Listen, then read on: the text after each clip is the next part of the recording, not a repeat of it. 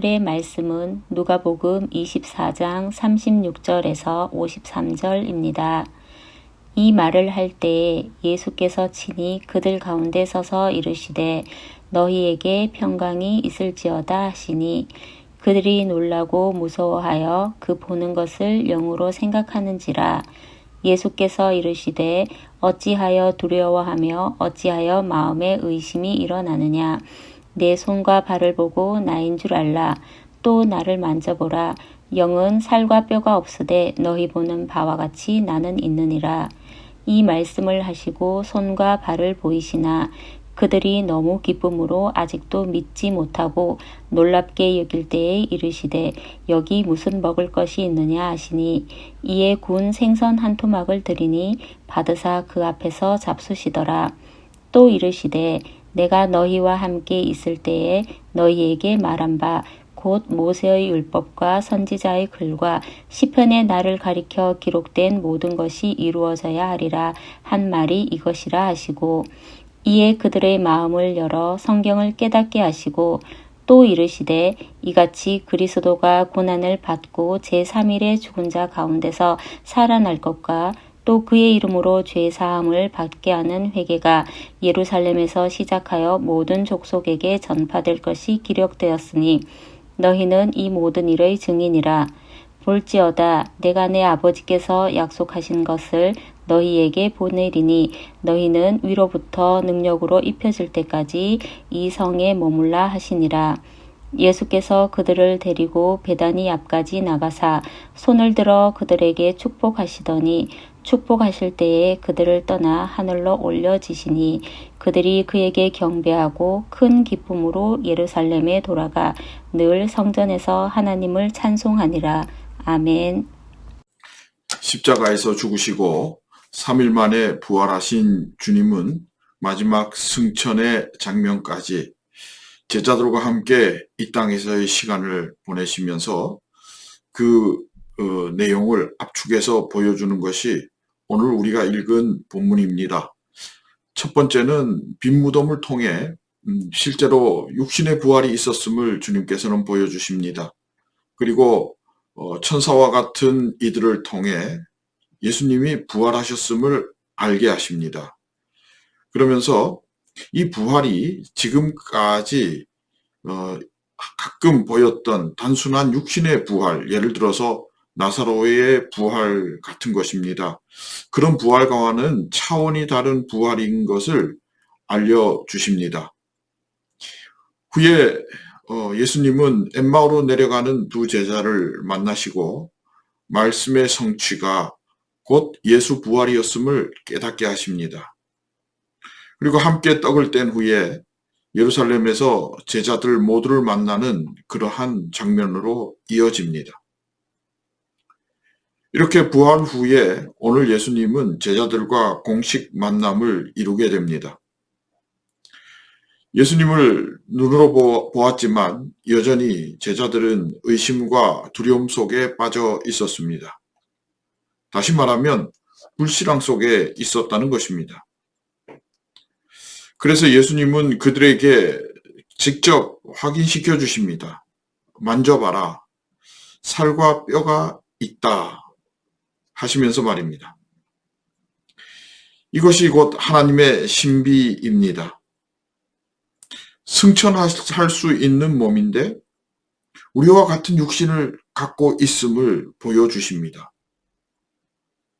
그리고 나아가 예수님은 먹을 것을 요구하시고 그 앞에서 식사를 하시면서 제자들에게 귀신이나 어떤 트릭이 아닌 부활이 실제로 일어났음을 알려주십니다. 믿음으로 돌아오라는 말입니다. 인간은 상식 밖의 일 또는 인간이 인식할 수 없는 일들을 보면 신기해하면서 그러나 믿지 않으려고 합니다. 비과학적인 것은 더더욱 그러합니다. 오늘 제자들의 반응도 그렇게 보면 당연하다 할 수 있겠습니다. 도저히 일어날 수 없는 일이 부활이지 않습니까? 과학적으로 지금도 증명되지 않는 것이 부활이고, 특별히 예수님의 부활은 승천할 수 있는 몸인데 육신을 가지고 있다. 아마 이걸 그냥 믿을 사람은 세상 그 누구도 없을 겁니다. 그래서 예수님은 그것을 탓하는 것이 아니라 오히려 이것을 믿을 수 있는 근거를 제시해 줍니다. 그것이 곧 성경 하나님의 말씀이었습니다. 천지를 창조하신 하나님께서 계획하시고 약속하신 메시아가 이 땅에 오므로 그 계획이 이루어지기 시작을 했고, 그 계획은 십자가와 부활로 이어져 이미 이루어진 사실이 되었음을 예수님께서는 말씀하고 계십니다. 그 하나님의 계획은 여기에서 끝나는 것이 아니라 이것이 클라이맥스가 되어서 그 이후로 다시 예루살렘에서 계속해서 이어져 갈 것을, 실현되고 이루어질 것을 말씀하시면서 두려움에 떨고 믿지 못하는 제자들을 48절에 오히려 증인으로 세우고 있습니다. 그러면서 이 증인의 사명도 내 힘이 아닌 하나님의 능력으로 이루실 것을 약속하시고, 그 능력은 하나님과의 관계, 즉 평화 안에서 받게 될 것이라 그렇게 말씀하십니다. 예수님의 부활로 말미암아 우리는 이제 하나님과 평화의 관계를 이룰 수 있게 되었다는 것입니다. 그것이 우리에게 곧 능력이요, 하나님의 사명이 우리에게로 이전되었음을 말씀하시는 것입니다. 예수님은 오로지 한 가지, 그의 백성 하나님의 자녀들을 위하여 모든 것을 쏟아붓고 있음을 알 수 있습니다. 십자가 직전에 제자들이 배신합니다. 예수를 통해서 그들의 욕망을 채워가기를 원했습니다. 십자가의 죽음 아래에서는 하나도 남지 않고 모두 도망가 버렸습니다. 부활하신 예수님을 보면서는 불신앙에 빠져 있습니다.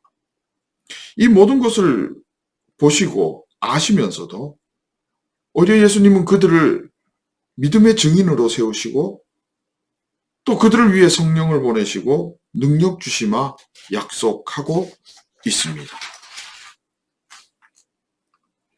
주님께서 약속하신 이 성령은 우리 모두가 알고 있다시피 예수 승천 후 50일이 지나 기도하던 예루살렘 다락방에 임하여 세상을 뒤집을 교회를 세우시고 그 사역을 시작하셨습니다. 그리고 그분의 말씀대로 그 사역은 오늘날에도 여전히 이루어지고 있고 이어져 나가고 있습니다. 그래서 하나님은 오늘도 그때의 제자들을 대하시는 것처럼 우리에게 불신앙이 아닌 성령의 능력으로 증인되기를 원하고 계십니다. 다시 말해, 우리도 성령 받고 성령으로 충만하여 능력으로 부활의 증인되기를 원하고 계신다는 것입니다. 그러기에 우리로 하여금 날마다 이 부활을 경험할 수 있다 말씀하시고 이 부활 신앙이 너희에게 있어야 한다는 것을 끊임없이 요청하고 있습니다. 우리에게 있어서 이 부활 신앙의 근거는 무엇입니까? 역시 말씀입니다. 성경이 증언하는 것, 그것이 바로 나의 부활 신앙의 근거입니다. 그리고 부활 신앙은 죄사함의 회개에서부터 시작되어짐을 오늘도 성경을 통해 말씀하고 있습니다. 그리고 내 신앙의 예루살렘, 즉 출발점에서 이곳에서 시작되어야 함도 분명하게 말씀하고 있습니다. 여러분, 우리는 죽어도 살았고 살아서 믿기에 영원히 죽지 아니하는 부활 신앙을 가진 그리스도인입니다. 예수 부활을 날마다 내 안에서 새롭게 하여 그 소망을 증거하는 하나님의 자녀 성빈의 권속이기를 진심으로 소망하고 축복합니다. 우리 함께 기도합니다. 하나님, 죽음의 두려움이나 세상의 염려나 답답함에 눌려 사는 것이 아닌 부활의 신앙으로 죽음 권세도 이기는 기쁨으로 살기 원합니다. 예수 부활의 증인되어 살기 원하오니 은혜 부어 주옵소서. 예수님의 이름으로 기도합니다. 아멘.